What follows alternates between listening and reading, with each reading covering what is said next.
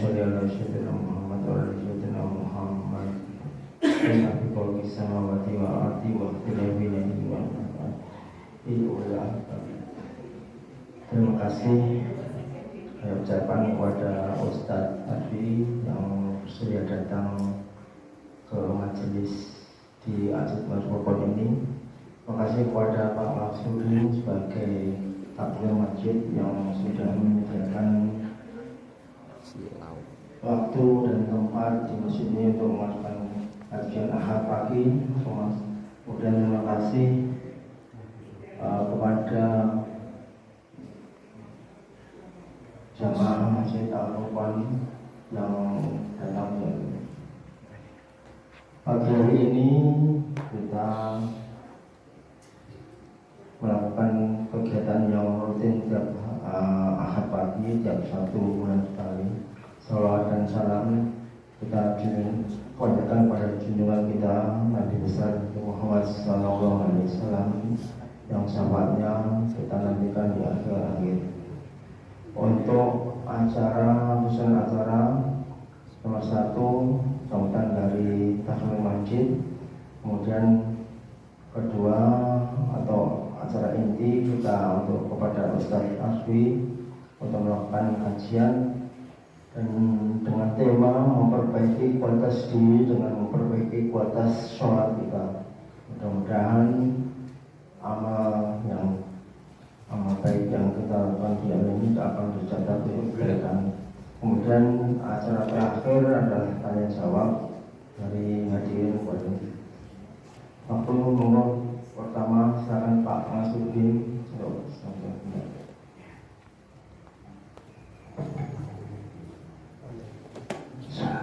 Assalamualaikum warahmatullahi wabarakatuh. Alhamdulillahirabbil alamin wassalatu wassalamu ala Rasulillah wa ala alihi washabbihi ajmain. Amma ba'd. Al-Mukarram Ustadz Arfiansyah Harahap LCMPD yang kami muliakan, Bapak-bapak, ibu-ibu jamaah Masjid Al-Furqan Perubatan Pelubulung dan sekitarnya yang berbahagia. Alhamdulillah pada pagi hari ini kita bersyukur bisa berjumpa lagi pada acara insya Allah kajian Ahad pagi bulanan yang bisa kita laksanakan sudah ketiga kalinya. Sebagaimana kita lihat bersama, akan kita coba menggunakan alat bantu LCD projector yang nanti bisa dievaluasi. Mungkin Pak Karsono atau Pak Agus, Pak Eko bisa mengevaluasi sebaiknya seperti apa. Karena kalau dimasukkan ke TV itu TV-nya kecil, apakah harus ganti TV yang 10 inci gitu? Nanti terlalu besar. Ini mungkin sebagai langkah awal ya untuk memajukan kajian Ahad pagi ini. Mungkin itu yang bisa disampaikan pada awal pengajian ini. Selanjutnya nanti pengajian akan disampaikan kurang lebih jam 7.30 sampai 8.30, kemudian dilanjutkan tanya jawab paling lama jam 9. Mungkin seperti itu. Monggo menyesuaikan Ustadz Arfiansyah. Waktu dan tempat kami aturkan. Assalamualaikum warahmatullahi wabarakatuh. Terima kasih. Kita menuju ke acara inti. Monggo silakan Ustadz memberikan tausiah.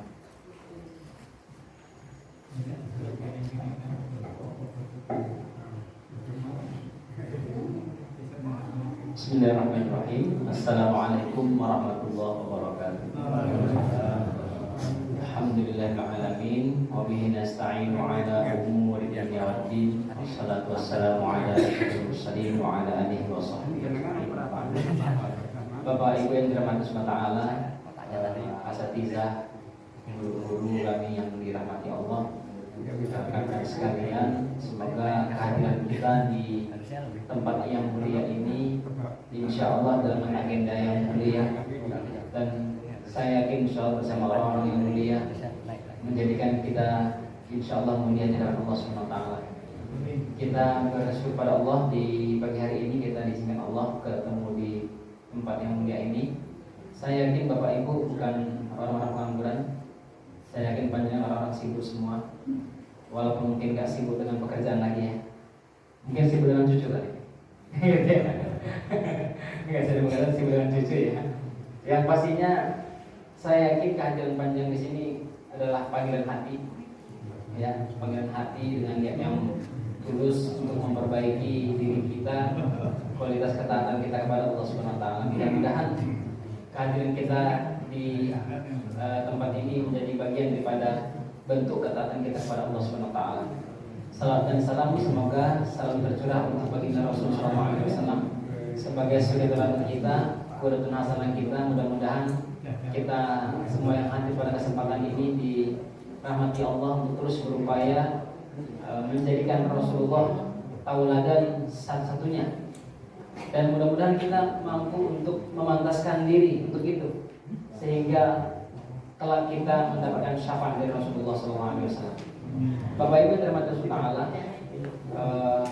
Tema diskusi kita pada kesempatan hari ini berkaitan dengan bagaimana cara kita meningkatkan kualitas diri kita, ya, dengan terus berupaya meningkatkan kualitas sholat kita.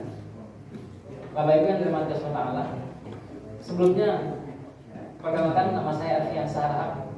Saya asli Medan, tinggalnya di Siti Mulyo, Piungan, Bantul. Alhamdulillah saya dihubungin oleh Bu Ani waktu itu. Saya kenal sama Bu Ani itu kayaknya 2014 deh. Ya, 2014. Habis itu lost kontak nggak ada. Mana ya? Tapi saya tahu Bu Ani sama Bapak sering keluar juga ya. Dulu saya nggak tahu masih keluar. Udah di sini. Oh dari sini stay. Alhamdulillah kami sama istri menikah 2013 Januari. Saat ini anak kami baru 6 Pak. Rencananya 11 Pak. Alhamdulillah. Dan agenda keseharian saya kalau saya ditanya kerjanya apa? Kerjanya ngurus keluarga. Gak ada pekerjaan lain yang paling inti sama saya kecuali ngurus keluarga. Bagi saya ngurus keluarga 6 itu anak itu sudah sangat repot. Nah, sehingga untuk pekerjaan-pekerjaan yang bersangkutan dengan lembaga saya mikir, dan kalau di keselamaran saya punya harga mahal. Gitu. Karena harga dengan keluarga itu tidak bisa dihargai, gitu ya. Mahal sekali harganya. Nah, untuk itu agenda saya fokus pembinaan masyarakat. Saya fokus dalam beberapa hal, diantaranya kajian ini kajian dan pelatihan sholat sesuai dengan sunnah. Walaupun memang kajiannya saya cover agar tidak membosankan, dan saya memang khusus beberapa kajian yang saya bentuk ini temanya sangat spesifik. Ya, diantaranya ini ada 7-8 pertemuan ini sholat sesuai dengan sunnah. Kemudian yang kedua mengenai masalah warisan. Ya, warisan juga ini salah satu konsentrasi saya yang alhamdulillah di beberapa masjid bahkan menjadi konsultan dalam hal warisan. Ya. Saya melihat warisan ini potensial untuk mendulang pahala dan potensial untuk membuat yang meninggalkan warisan hina di sisi Allah Subhanahu wa taala. Maka saya berupaya menjadikan mereka mulia semua. Yang akan dari berikut ada warisan. Begitu ya. Samping itu juga ada privat haji dan umrah. Begitu juga ada privat untuk pemandian jenazah. Ya, dari mandi, mengafani, menguburkan sampai menyolatkan. Nah, itu konsentrasi saya, dan alhamdulillah dengan agenda itu saya berdoa kepada Allah semoga menjadi jalur ke surga. Gitu ya. Bapak Ibu yang dirahmati Allah, dan kajian kita pada pagi hari ini sangat menerima kritik, menerima arahan, menerima bantahan, menerima perbatan. Begitu ya. Tetapi saya akan berupaya untuk tidak membicarakan khilafiyah di sini. Ya. Karena saya yakin yang saya sampaikan ini insya Allah jalannya di tengah. Jadi kalau nanti kita mau dikembangkan ke atas boleh, mau dikembangkan ke bawah juga boleh. Jadi saya ambil jalur tengah supaya nanti kita bisa bebas untuk tanya jawab dan akan saya jelaskan dengan sebaik-baiknya. Insya Allah. Bapak Ibu yang harus pahala. Pertanyaannya adalah apa problematika kita sehingga kita membahas ini. Kurang lebih kita ada 3 problem Bapak Ibu. Ya, ada 3 problem kita dalam masalah ini. Ya, masalah kekhusyuan, masalah gerakan, dan masalah bacaan. Jadi kita ada 3 problem: kekhusyuan, gerakan, bacaan. Pak Tamir boleh duduk di situ, nanti kepalanya sakit. Nah, nanti Bapak-bapak boleh duduk di sini Pak, nanti kepalanya. Biasanya kalau saya ngisi kajian Bapak Ibu, memang rata-rata yang di hadapan saya ulama semua Pak. Ini saya bukan sombong Pak ya. Ini memang targetnya begitu Pak, ulama semua. Biasanya ulama itu kalau dengan kajian nggak nyatet Pak. Gitu ya. Gitu Pak ya. Biasanya kalau ulama dengan kajian nggak nyatet. Yang nyatet biasa santri, ya, seperti ibu-ibu ini yang nyatet, nah ini santri. Gitu. Mari dulu Pak. Tanda-tanda dulu Pak. Sebagai tegal Pak. Baik, kita ada 3 masalah Bapak Ibu. Ada 3 masalah. Pertama kekhusyuan. Yang kedua gerakan, yang ketiga baca. Ya. Kita ada masalah khusyuk dan menganggap khusyuk itu seperti ini Bapak Ibu. Ya. Kita menganggap kalau khusyuk itu wajahnya nurut Pak. Kalau sholat, Allah. Wah itu khusyuk itu. Kenapa? Wajahnya ngerut. Atau yang kedua, beberapa orang takbir yang berulang-ulang Pak. Pas dia mau takbir, usolli fardhu zuhur, Allah, astagfirullah. Usolli, Allah, enggak jadi Pak. Ulangi lagi Pak, Allah, baru dapat Pak. Saya kan berpikir, kok bisa ya sholat itu ribet sekali gitu ya. Seribet itu kah takbir aja, seribet itu gitu. Gak mungkin lah sholat yang begitu istimewa lalu dibuat ribet sehingga takbirnya berulang-ulang, seakan-akan ada yang magnet yang mau ditarik belum dapat sampai diulang lagi. Yang kedua, yang ketiga, nah, atau kepala yang miring atau badan yang membungkuk, ada rasa atau Allah pada khusyuk enggak. Khusyuk nggak ada face-nya, khusyuk nggak ada bentuknya. Nah itulah kenapa kita akan bahas, dan tema fokus kita bukan sholat khusyuk, tapi sholat sesuai dengan sunnah. Pemahaman saya, kalau kita laksanakan sholat sesuai dengan sunnah, insya Allah khusyuk. Insya Allah khusyuk. Yang kedua, kita punya problem dalam gerakan sholat. Perlu kita pahami bahwa gerakan itu ada 2. Ada gerakan fardu wajib, ada gerakan sunnah. Contoh gerakan wajib berdiri dalam sholat. Ruku, i'tidal, sujud, itu namanya gerakan wajib. Gerakan sunnahnya apa? Angkat tangan, Allahu Akbar, Allahu Akbar. Angkat tangan itu namanya sunnah. Gerakan wajib kalau kurang batal sholatnya. Gerakan sunnah kalau kurang nggak apa-apa. Ada orang misalnya sholat Allahu Akbar, Allahu Akbar, Sami Allahu liman, angkat tangan, nggak apa-apa. Ya, tetapi memang yang namanya sunnah itu jangan sampai diartikan dikerjakan berpahala, ditinggalkan nggak apa-apa. Ya, nggak sesepele itu sunnah. Sunnah itu dikerjakan berpahala, ditinggalkan rugi, Bapak Ibu.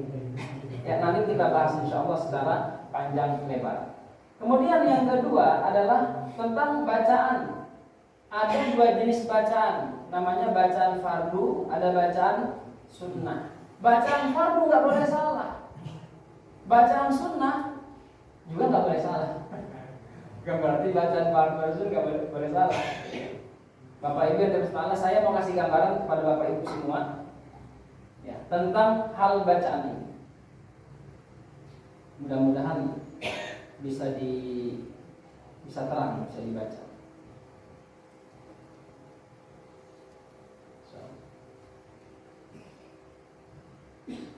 Ya. Jadi ada 3 jenis bacaan.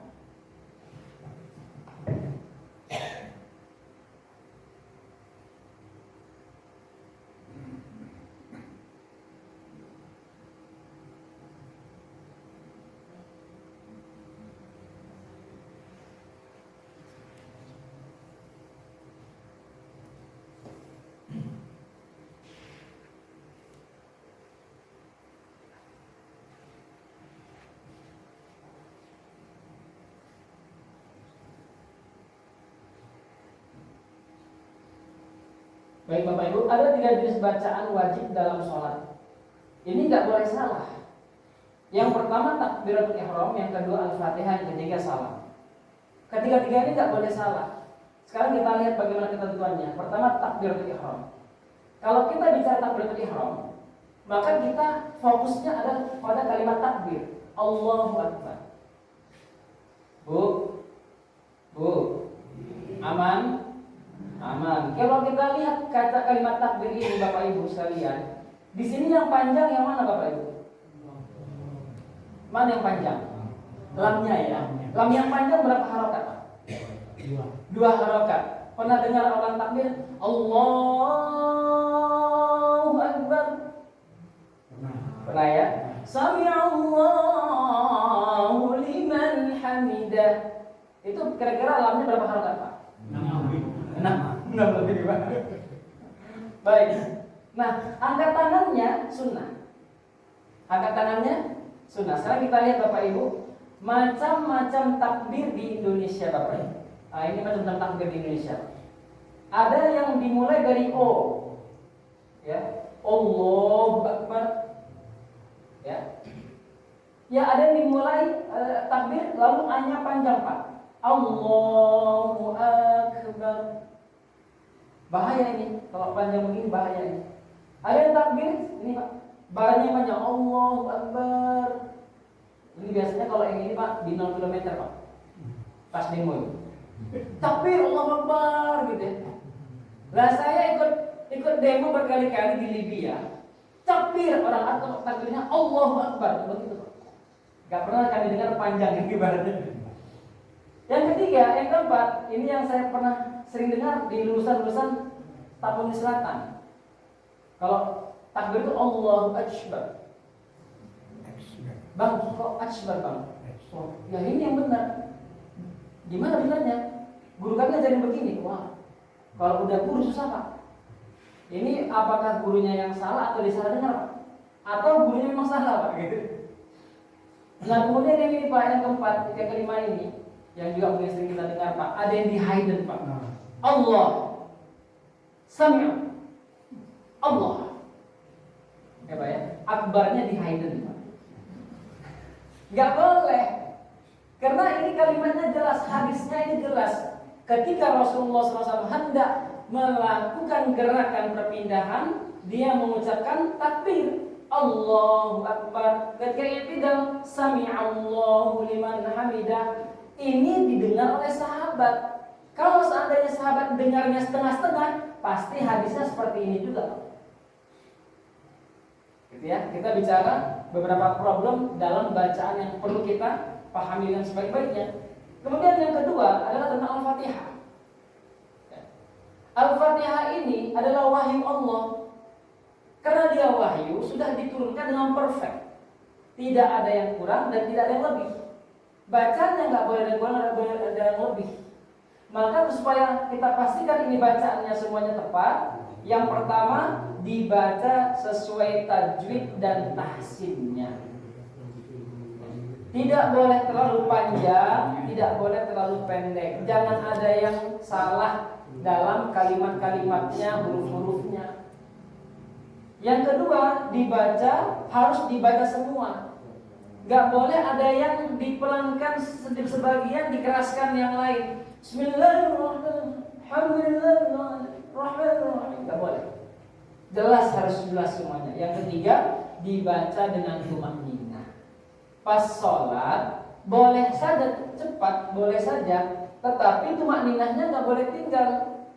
Alhamdulillahi rabbil alamin arrahmanir rahim maliki yaumiddin iyyaka na'budu wa iyyaka nasta'in. Karena dia mau cepat. Tapi kalau kecepatannya lebih dari 100 km per jam, nah maka hati-hati tentang hadis al-musyi fi sholat. Ada sahabat masuk masjid sholat, lalu datangi Rasulullah. Assalamualaikum ya Rasulullah. Waalaikumsalam, kata Rasulullah. Tadi ngapain ente? Sholat ya Rasulullah. Kata Rasulullah, kembalilah, sungguh engkau belum sholat. Kembalilah, sholatlah, sungguh engkau belum sholat. Hadis ini tentang al-musyi fi sholat, orang yang merusak sholatnya. Sahabat yang sama Rasulullah perintahkan mengulangi sholatnya 3 kali. Artinya sampai 3 kali dia sholat salah terus.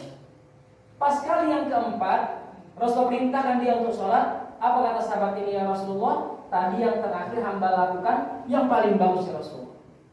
Maka kata Rasulullah, jika di antara kalian hendak melaksanakan sholat, maka berwuduklah dan sempurnakanlah wudhu.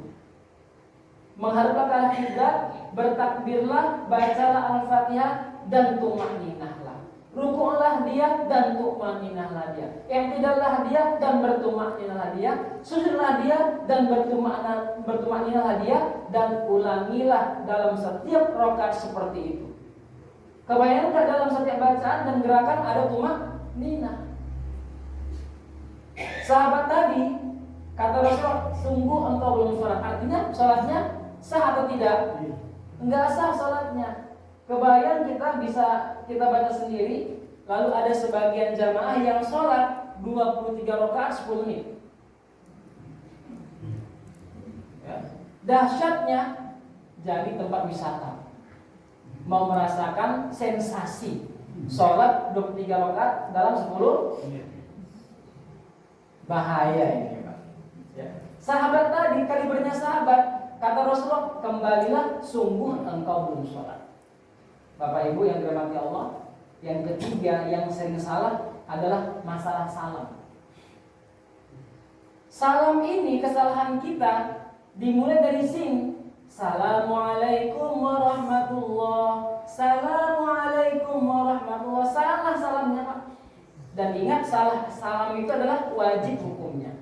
Kalau ada imam sholat atau kita sholat nggak salam, berarti nggak selesai sholatnya Pak. Karena sholat itu dimulai dari takbir, diakhiri dengan salam. Kalau nggak salam berarti nggak selesai sholatnya. Bapak Ibu dirahmati Allah. Dan dalam hadis disebutkan salam itu pakai alif dan lam, lalu tasdid sin. Bacaannya as dulu. Assalamualaikum warahmatullah. Assalamualaikum warahmatullah. Ada A-nya, bukan assalamualaikum. Ya. Memang naasnya sampai di Indonesia kepotong dia.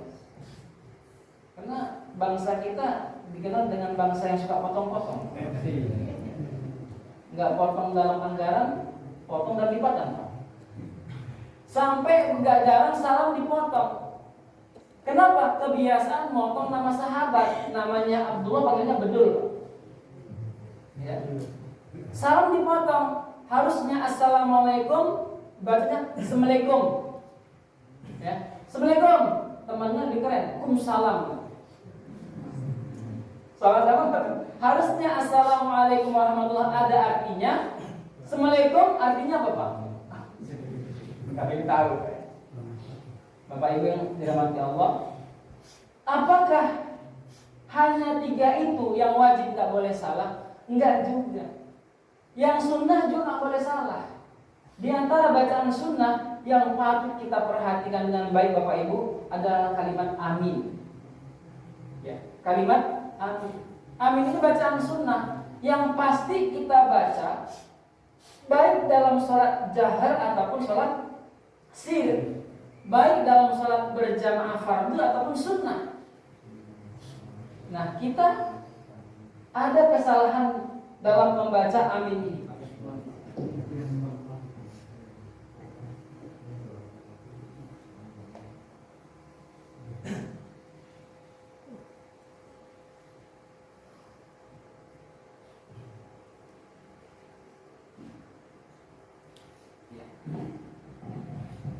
Ada 4 kesalahan dalam membaca amin. Dan bahasa Arab itu kalau salah dibaca ya artinya kemana-mana.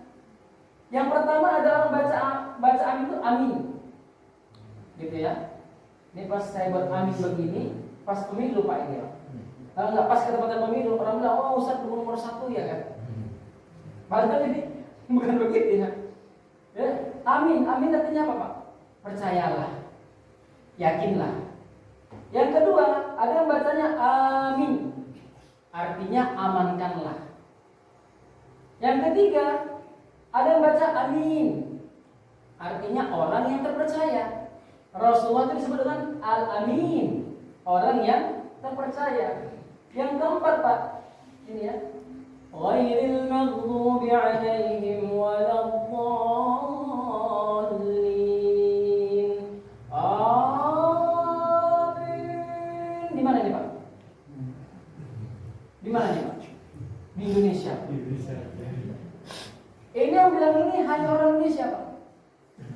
Jadi nanti kalau panjenengan pas umrah apa haji Pak, tersesat, nggak tahu jalan pulang Pak, jangan keluar masjid.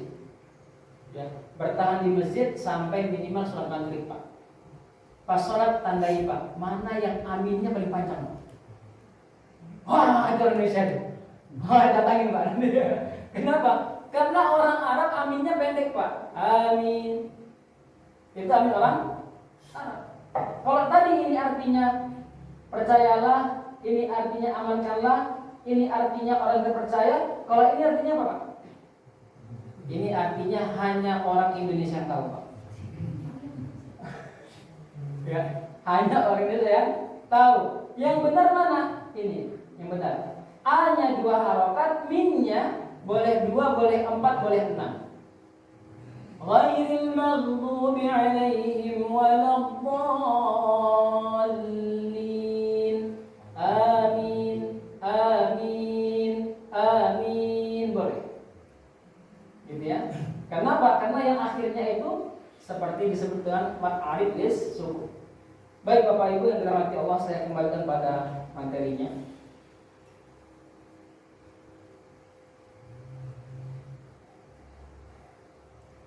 Semoga Allah rahmati kita untuk mentahsin, memperbaiki bacaan kita Pak, khusus masalah dalam masalah sholat. Bapak Ibu yang dirahmati Allah SWT, maka apa kepentingan kita membahas ini? 3 hal poin penting Pak yang menjadi Bapak Ibu yang menjadi perhatian kita, bahwa sholat menjadi amal terpenting setelah iman.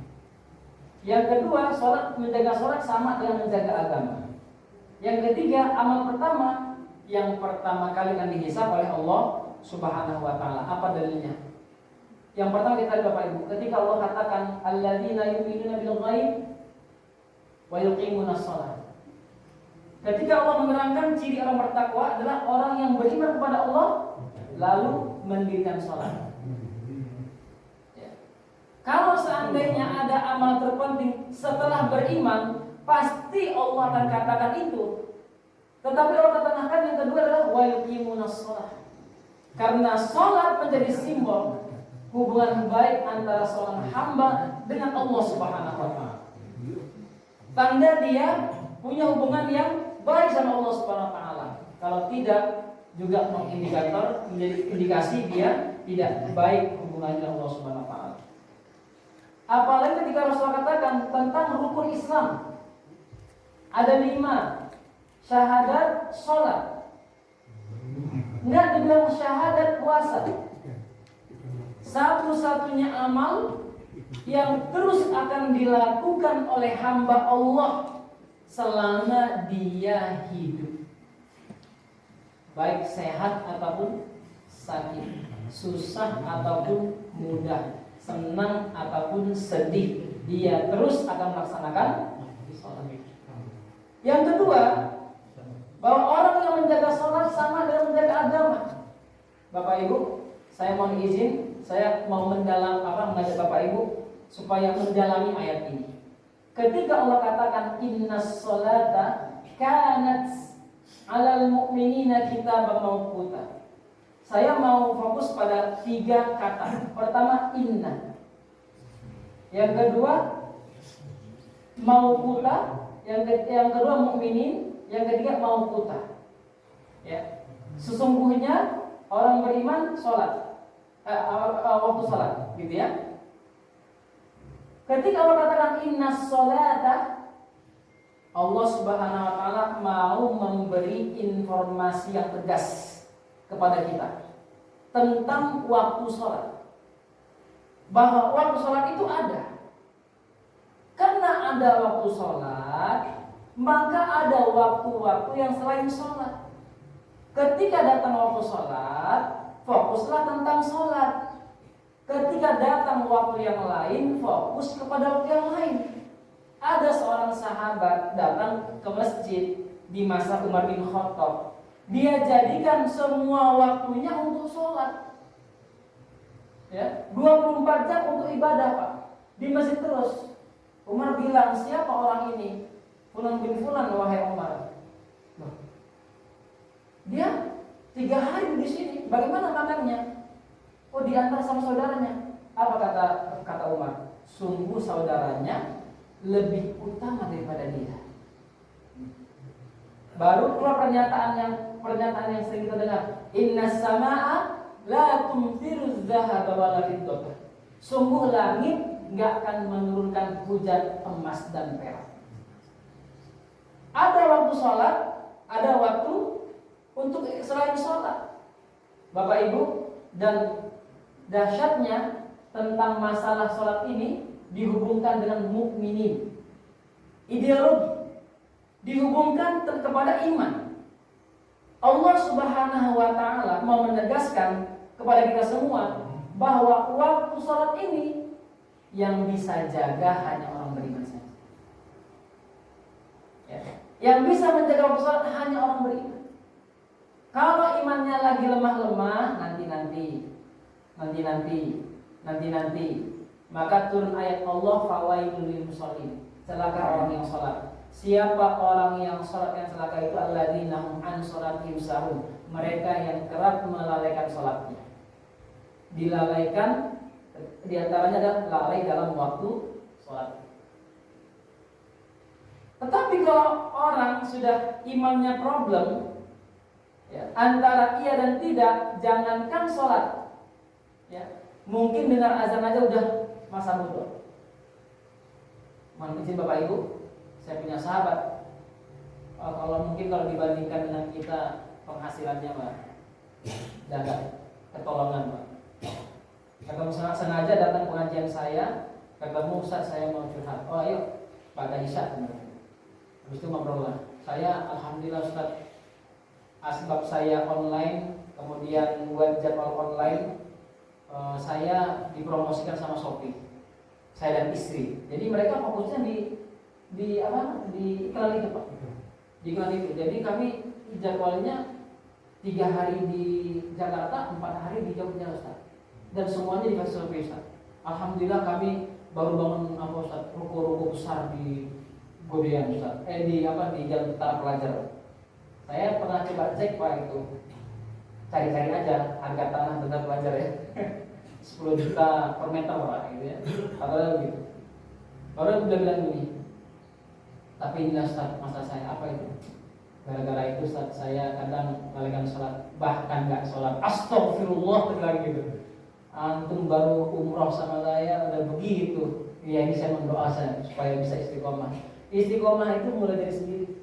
Jangan sampai kita bisa istiqomah iklan, nggak bisa istiqomah dengan Allah SWT. Kenapa?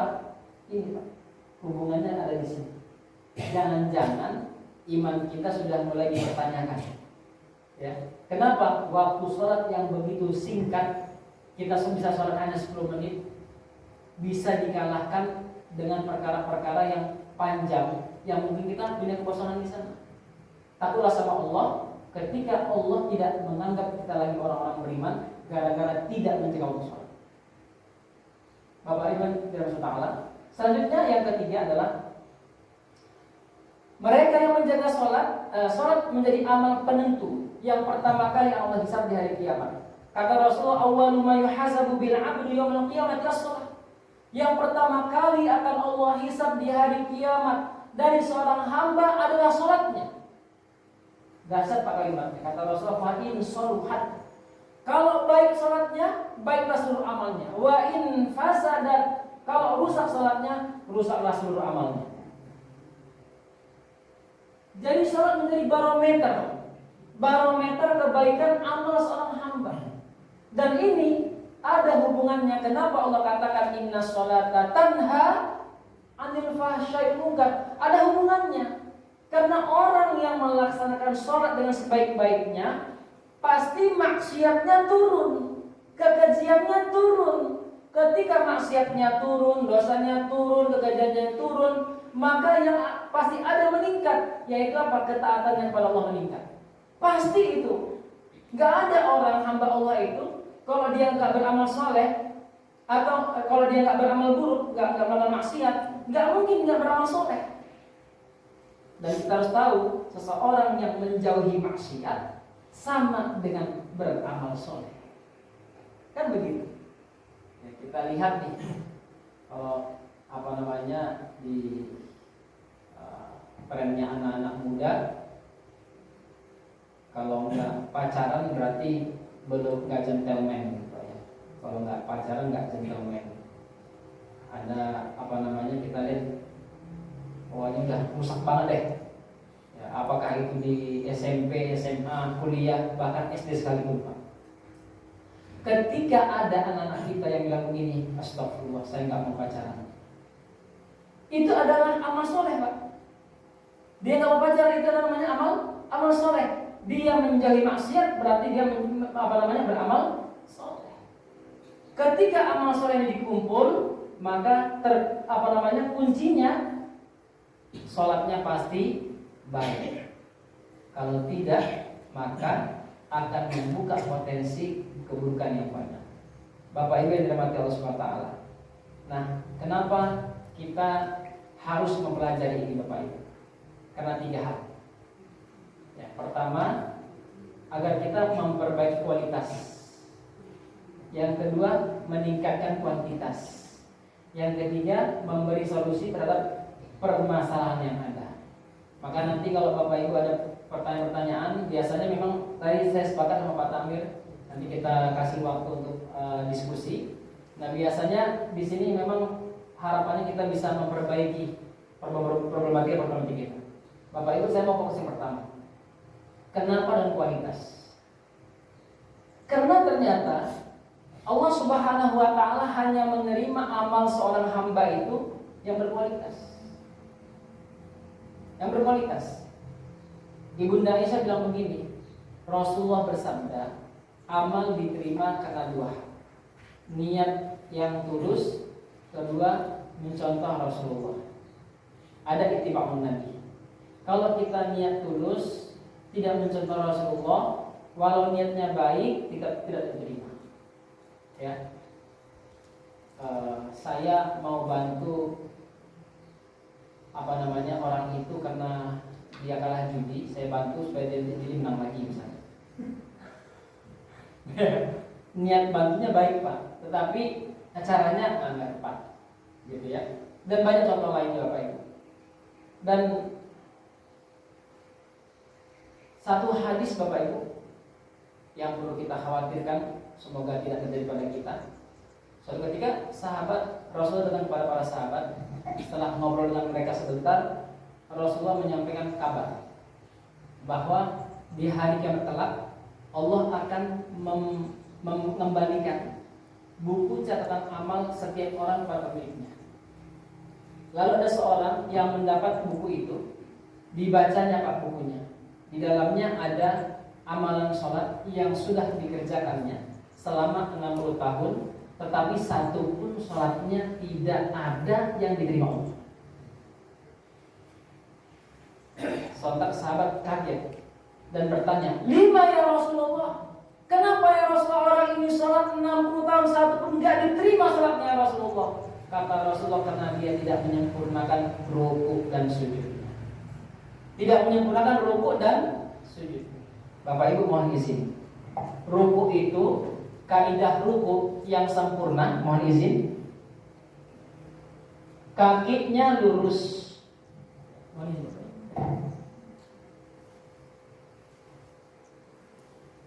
Jadi kakinya lurus, kaki lurus, badannya lurus, tangannya di lutut lurus. Ini kaidahnya begini. Jadi ruku yang benar, kaidahnya kaki lurus, badan lurus, tangannya lurus, ada di lutut. Ini kaidah ruku. Selain kaidah ini, Rasulullah SAW tidak mengajarkannya. Ada orang ruku Allahu Akbar. Ada? Ada. Kenapa itu, Pak? Oh iya. Karena nggak paham ruku, mohon izin ini kita sering sekali sholat itu kan barometer kita ayah atau kakek. Kakeknya ternyata salah ruku, Pak. Allahu Akbar. Allahu Akbar. Salah rukunya. Gitu ya. Kata Rasulullah, karena dia tidak menyempurnakan ruku dan sujudnya. Ternyata gerakan sholat yang fardu itu sangat menentukan diterima atau tidaknya sholat kita itu. Sehingga perkara ini, maka kita penting untuk memperbaiki kualitas. Bapak Ibu, saya mohon izin, saya mohon ilmu kita ini jangan sampai mandek di kepala dan hanya untuk menyala-nyalakan orang lain, ya, atau untuk bahan berdebat. Saya berharap ilmu kita ini turun dari hati, dari kepala ke hati ke amalan. Jadi diamalkan, gitu ya. Saya teringat satu cerita guru kami dulu yang kami dengar di Medan tentang musafir, 4 orang musafir bodoh. 4 orang musafir bodoh. 4 orang musafir bodoh ini dikatakan bodoh bukan karena dia nggak tahu ilmu, tahu ilmunya dia, Pak.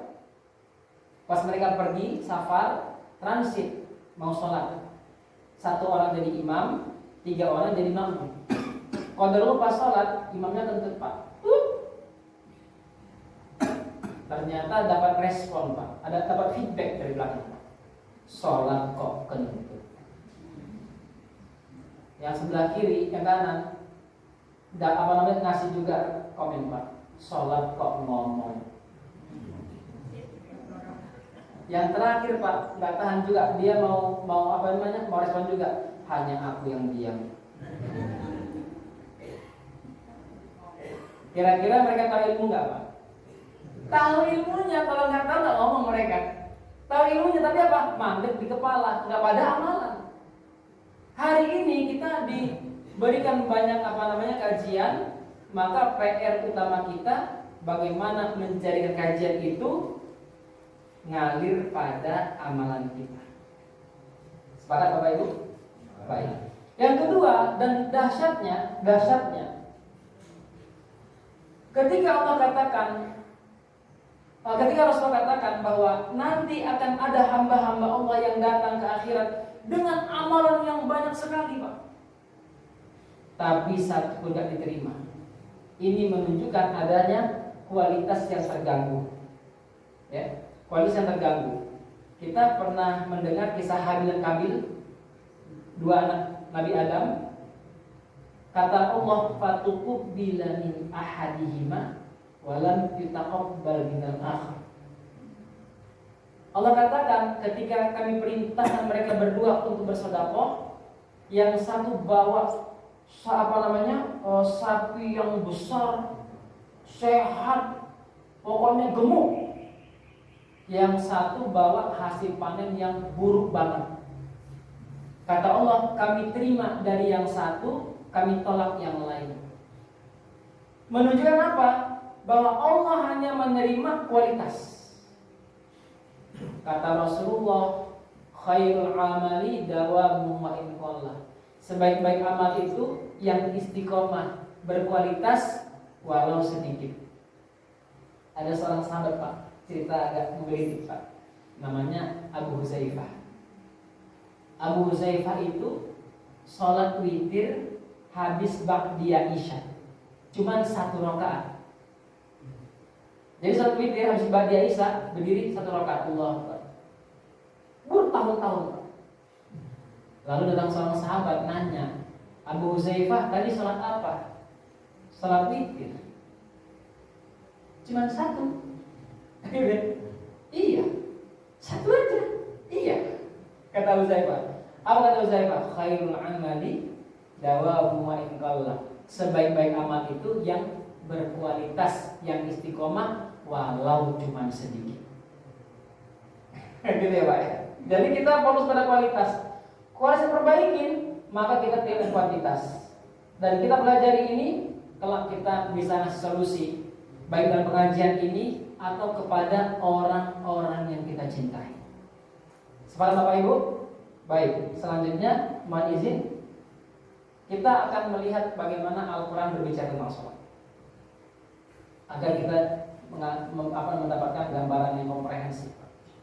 Pertama, bahwa sholat menjadi karakteristik utama mukmin sukses. Hal ini Allah Subhanahu wa Ta'ala tegaskan dalam surah Al-Mu'minun ayat 1 dan 2. Sebenarnya karakternya ada 6. Tapi yang pertama itu Allah katakan qad aflahal mu'minun. Sungguh beruntunglah orang yang beriman. Siapa itu orang yang beriman yang beruntung? Alladzina hum fi sholatim khusyuk. Mereka yang khusyuk dalam salatnya. Bu, apa itu khusyuk? Khusyuk itu tumakninah. Tumakninah apa Pak? Tumakninah khusyuk, betul. Bapak Ibu yang dirahmati Allah, luar biasanya kalau hari ini kita punya standar sukses adalah harus punya mobil, punya rumah sesuai dengan hari, ya, punya jabatan yang sangat mentereng, gaji yang begitu besar. Perhatikanlah bahwa Allah tegaskan pada aflahal mu'minun. Beruntunglah orang yang beriman, yang khusyuk dalam sholat. Yang kedua Bapak Ibu, bahwa Allah Subhanahu wa Ta'ala menjadikan sholat ini poin penting untuk orang tua, agar dengannya memerintahkan keluarganya melaksanakan sholat. Surah Thaha 132. Allah berfirman, wa'mur ahlaka bis-shalati wastabir 'alaiha. La nas'aluka rizqan, nahnu narzuquk wal 'aqibatu lit-taqwa. Perintahkanlah keluargamu untuk mendirikan sholat dan bersabarlah dengannya dalam mengerjakannya. Kami tidak meminta rezeki kepadamu, kamilah yang memberi rezeki kepadamu, dan akibat yang baik bagi orang-orang yang bertakwa. Bapak Ibu, saya mengajak panjang ngobrol sebentar, bahwa satu hal yang menjadi fokus besar kita untuk anak-anak kita, masalah kesejahteraan. Betul? Betul? Bu, gak sepakat kayaknya. Betul? Gara-gara kesejahteraan, anak-anak kita sekolahkan 6-3-3-4. Semuanya beasiswa dari orang tua, ya. Bahkan gak jarang kayaknya sekolahnya kurang, tak lesin dia, supaya akademiknya termotivasi. SMP masuk sekolah les lagi. SMA terutama pas kelas 12 lebih digencar Pak. Ayo kamu harus les. Senin, Selasa, Rabu, Kamis cuma les terus Pak. Demi apa? Supaya dia sukses bisa menembus perguruan tinggi. Tembus perguruan tinggi Pak. qadarullah belum dapat kerja. Belum dapat kerja. Wes tak lesin S2 biar mudah cari kerja. Ya. Bahkan gak jarang gara-gara ini kalau dia malas-malasan diapain Pak? Mau sekolah malas bangun Pak, diapain Pak Bu? Dibangunin. Pertanyaannya malas bangun diapain? Tak siram, tak pukul, tak ingatin sampai dia bangun. Malas sekolah dia tak antar, tak tungguin Pak. Supaya apa? Kesejahteraannya bisa terdorong. Sepakat dalam hal ini Bapak Ibu? Sepakat. Dan memang begitu harusnya. Pertanyaannya adalah, apakah usaha-usaha yang kita lakukan itu sebanding dengan usaha kita membuat dia dekat kepada sumber rezeki, pemilik rezeki, yaitu Allah Subhanahu wa Ta'ala? Di sini pertanyaannya. Siapa di antara kita hari ini pas azan subuh anak kita bangunin, nak bangun? Saya Ustaz. Bangun anaknya Pak? Ya enggak. Terus tinggalin Pak, bangun lagi. Bangun Pak? Enggak. Di mana Pak? Masih lanjut? Tak tinggal Ustaz. Tak tinggal. Kenapa? Susah dibangunin. Coba hal yang sama dilakukan. Pas bangun sama dibangun ke sekolah susah, tinggalin Pak. Kira-kira jadi apa dia? Wah, iya. Bapak Ibu lihat ayatnya. Kata Allah, kami tidak meminta rezeki padamu. Allah nggak butuh kita. Tapi kata Allah, kami yang beri rezeki. Di sini ada poin penting bahwa kalau anak-anak kita memiliki hubungan yang baik dengan Allah Subhanahu wa Ta'ala, pasti Allah atur rezekinya Pak. Sayangnya kita meyakini rezeki itu datang dari teknik, datang dari hukum, datang dari ilmu politik, datang dari ilmu ekonomi, datang dari bisnis. Kita lupa kepada sang pemberi rezeki, yaitu Allah Subhanahu wa Ta'ala. Makanya hari ini buahnya kita lihat Pak. Masjid-masjid kita hampir-hampir kosong dari anak-anak muda. Alhamdulillah kita ini anak muda Pak, mantan. Ya, mantan anak muda.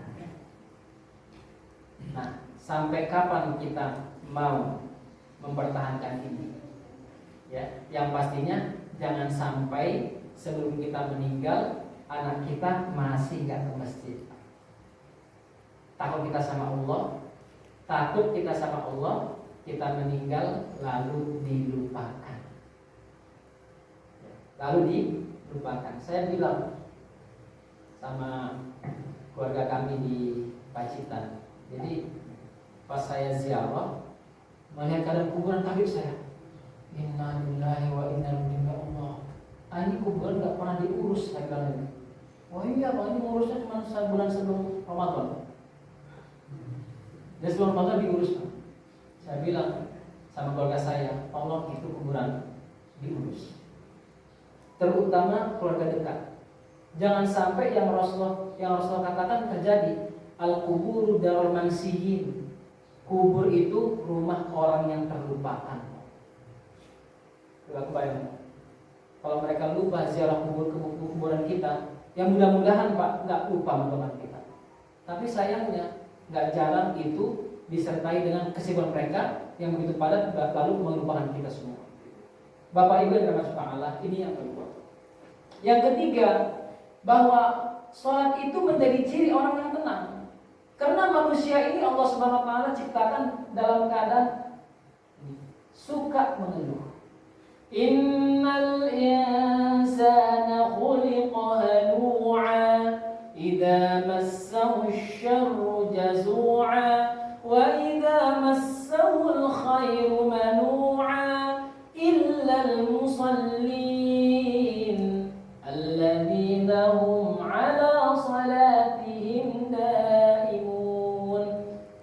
Sesungguh manusia diciptakan bersifat suka mengeluh. Jika ditimpa kesusahan dia berkeluh kesah, jika mendapat kebaikan dia bakhil. Semua orang kecuali orang yang melaksanakan sholat. Spesifiknya orang yang sholat, mereka yang tetap melaksanakan sholat, setia melaksanakan sholat. Senang, susah, lapang, sempit, bahagia, sedih, dalam keadaan apapun mereka tak menjaga sholat. Bapak Ibu yang dirahmati Allah, dan Al-Quran mengabarkan kepada kita bahwa sholat juga menjadi ciri manusia yang sengsara. Kenapa? Karena dia meninggalkan sholat. Ketika Allah Subhanahu wa Ta'ala giring penduduk surga masuk surga, penduduk neraka masuk neraka. Lalu penduduk surga melihat dari kejauhan mereka yang masuk neraka. Mereka sambil berteriak bertanya, "Hai kalian, ma salakakum fi saqar?" Apa yang membuat kalian masuk neraka Saqar?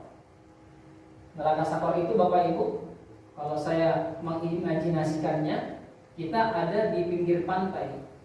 Lalu terjadi ombak yang begitu besar. Ombaknya